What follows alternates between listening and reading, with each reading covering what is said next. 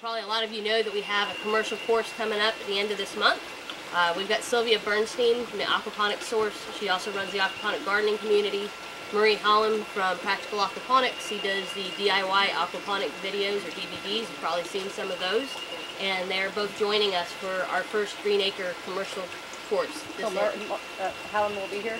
Yes. Yes. So yes. Murray's become a really good friend of ours. Last year, Sylvia and I took on putting together what's called the Aquaponics Association. It's an industry organization to represent and promote aquaponics. And we had the first ever conference over in Orlando, Florida last year. We expected about 100 folks to come. We had 255. This year we're shooting for about 450, and it's going to be in Denver in September. We've got incredible keynotes lined up. We already got Dr. Jim Ricosi. He's from UVI. He's known as the father of aquaponics.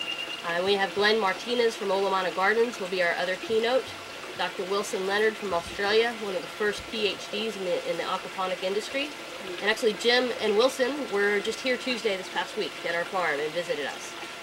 We're very good friends with both of them now, and they're really great guys, and they were here and gave us pats on the back. So it's been an awesome week. We kind of got, kudos from our idols. So, but anyway, the Aquaponics Association, if you haven't checked it out, please do. It's a young organization, but we're growing. We have about 185 members now, and it's focused on aquaponics and getting the word out there. We want to teach as many people as possible about how to grow food this way. It's not only sustainable, it doesn't use a lot of electricity, you grow clean food. I mean, the benefits are endless. There's no reason why everybody can't have a small system, whether you live in a condo and it's just a little patio system, or a backyard system, or a family system, and you give food away to your neighbors. Everybody can do it. Completely scalable. It could be as small as a little countertop system growing kitchen herbs.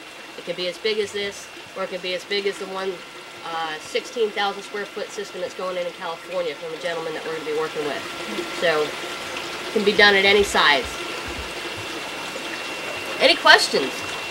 Have the local growers decided to try this or switch? As far as traditional growers? Yeah. We actually see more of a transition from hydroponic growers over to aquaponic, not so much traditional. They have so much money invested in infrastructure, it'd be really hard for them to make that transition. And that's what we found with some of the ones that we've talked to.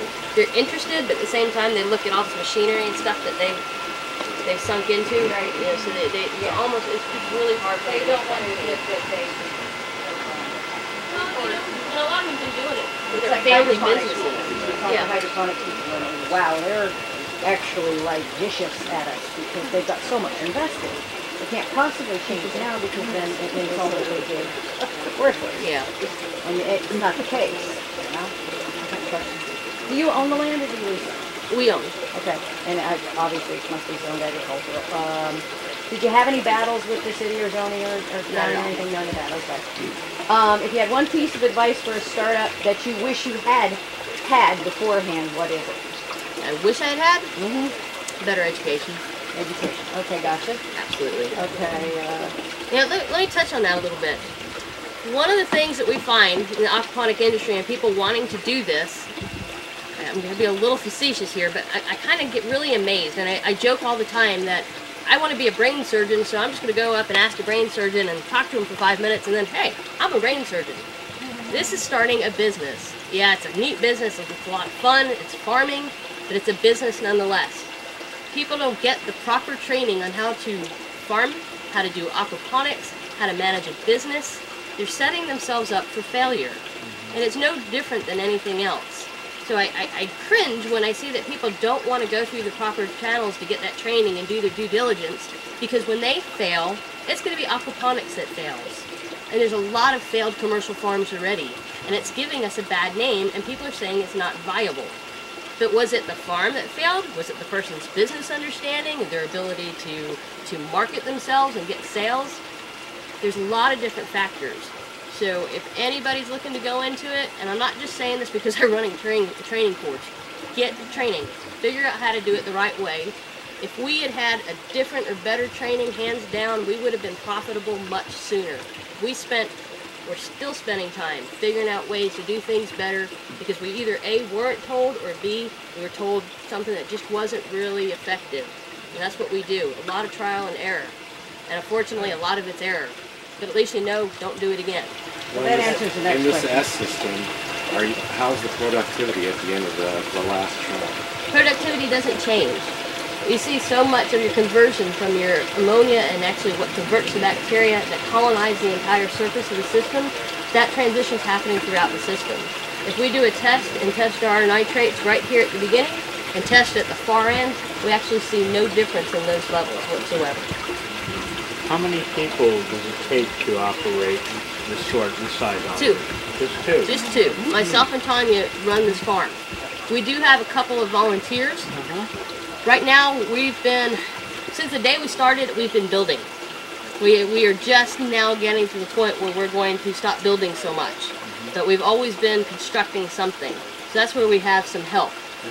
And also, besides maintaining the trainings, the Aquaponics Association, a lot of on-time marketing and things like that, I'm inside a lot. So Tanya's probably out here by herself more than anything. But we're confident that our existing size we'll be able to manage with 2 folks. We think we can get in another 1,000 square feet and still manage with 2 people full-time. I mean, we're talking 50 plus hours a week. You generally work Saturday and Sunday. There's no weekends because it's, you know, this doesn't stop. So it always needs some level of interaction on a daily basis. What do you expect your yearly yields going to be? On plants? Well, just in general, produce. What's going to be your yearly Depends on the crop. crop is dependent on your market? Depends on the market and depends on the growing season. So you're dependent on the season? We are to a degree. Generally, lettuce, for instance, will not grow in Florida in the summer. We grew lettuce all through the summer last year. We did have to transition over to a summer variety or summer crisp. Because that was a learning experience, we transitioned too late last year. Right now, everything in my seedling table is a summer crisp variety. So by the time it goes into here in the next few weeks and we're starting to hit those high 80s, almost hitting the 90s, I'll have a crop that's going to be viable for the heat.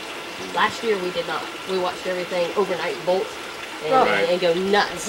What is your market, being up here in the middle of nowhere? Actually, we have a great market. It's restaurants. We sell to a lot of chefs. We run our own buying club. It's called Green Acre Organics for You. And we sell through farmers markets. We also work with a couple of health food stores as well. We focus on selling as much to the end user as possible. We don't want to sell wholesale.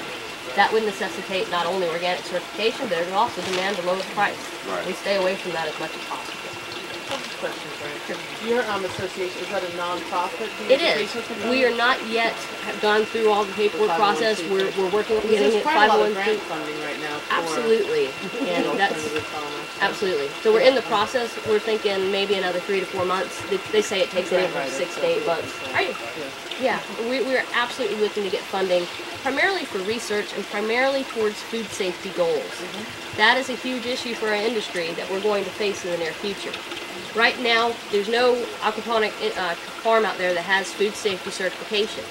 The reason for that is that the current laws and statutes that apply to food safety say that you can only have produce within a certain proximity of animal waste. Well, it's kind of a problem. Yeah, our but it's animal not an waste. animal. It's cold-blooded. It is an animal, but it's cold-blooded. But that's the difference in the law. But that's what the law doesn't recognize. That law is applying to warm-blooded animals. And absolutely, you do not want to have warm-blooded animal waste because it can harbor pathogens like E. coli and salmonella anywhere near your growing or processing food. However, the fact that these are cold-blooded animals, one, they cannot harbor those pathogens, but we need tests. We need peer-reviewed science and data to be performed so we can say to the food safety industry, look, it is safe. It's not only safe, but it's the safest way to grow food. If you have a biosecure environment, you can keep out little pests and organism and possum and things like that, or anything that might bring in that type of pathogen to your system. Land animal. Guess what? This is safer than growing food in the ground because they can't control those things. Is there a particular person that is in charge of trying to get those things changed, or is it just everybody in the industry trying to put their 2 cents in? Is there a head I just person made that... a contact with a gentleman who is one of the leaders in the food safety industry. He's actually interested in helping us because the food safety industry is starting to recognize that they need to do something. Fortunately, they're recognizing that they need to change the rules for us. Okay. So, what's his name? Matt Regusi. Matt Reducey? Regusi, I believe it's R-E-G-U-S-I.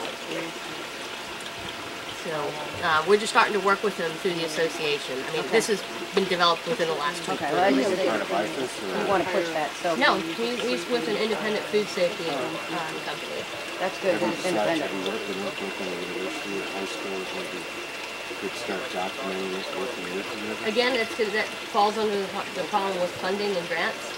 We need to get funds directed towards those programs so they can implement those types of Swift Mud right research. now has a little $25,000 educational integration grant for these kind of things. Really?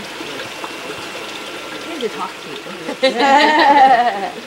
So yeah, So do we. it's on the top of our list.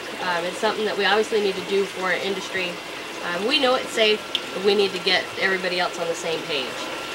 And to the point, that's really the power of an association and everyone joining together and joining the association. And the more people join, the more advocacy there will be and more Absolutely.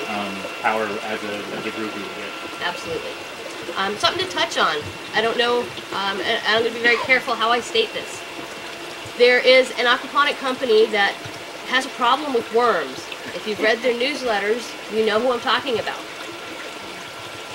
Media-based aquaponic systems have had worms in them for years. Gardens have worms in them for probably since the start of the earth, right? They're only present in healthy systems, though. I might In add. healthy systems. Okay. They are claiming that worms can cause E. coli in an aquaponic system and kill people. That is not only wrong, it's ludicrous, it's ridiculous. There has been research done that shows that worms actually eradicate E. coli. They cited one obscure test that stated that worms can move bacteria vertically and horizontally through soil and other strata. Well, of course they can. How does composting work? But it not only moves bad bacteria, but it moves good bacteria through strata, whether it's soil or a media bed, gravel, hydrogen, whatever you have. Now the key that they omitted in their facts is that the worms did not cause the E. coli. The E. coli had to be introduced by something else. Okay? So if you somehow get some kind of pathogen into your system, not only are the worms going to transport it, but any other organism, because this is a living entity and teems with life, is going to transport that Keep your pathogen. cats out of the media bed. Keep your cats out of the media bed. That kind Definitely. of leads me to a question I have. What kind of insurance, liability insurance do you have? Just basically farm liability Farm insurance. liability. Yes. Okay.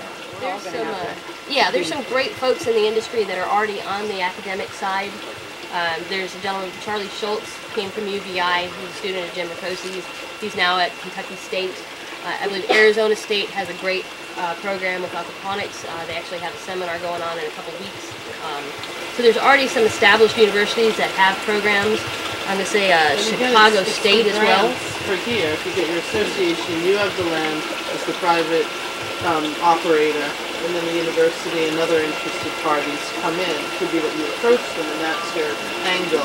We've got this opportunity to write this grant. Here's the 501c3 here, here's the land, here's the association. We need the researchers. And then all the pieces fit It's like together. a wealthy private school. Yeah. So our initial focus is now that we finally have somebody from the food safety industry side can give us some direction. They can tell us what they need, and then we'll know what kind of test to perform, what kind of research needs to be done, and then we can start looking at getting that funding in place and then actually getting the research to occur. It's going to be a long process. It's not anything that's going to happen overnight, but it's something that the industry is very aware of and is starting to mobilize in that direction, so it's a really good thing where we're at. Questions? I have time. Are you writing a book? I think so. No, we're going to do this. We're already doing it on a very small scale. With the greenhouse fabric, trying to make out in between all the different layers, we have a 50% white, 50% blocking, and it does get extremely hot in there. And I know we followed your whole saga with the openings and the shade cloth and everything. What do you think the preference is for the greenhouse fabric? You know, is the 50%? We kind of, Wesley and I got into a little bit of a tiff when we ordered it because he wanted the clear and I insisted on the 50. And I'm very grateful that we got the 50, but it's still questionable as which when considering Florida? Depending on the time of year.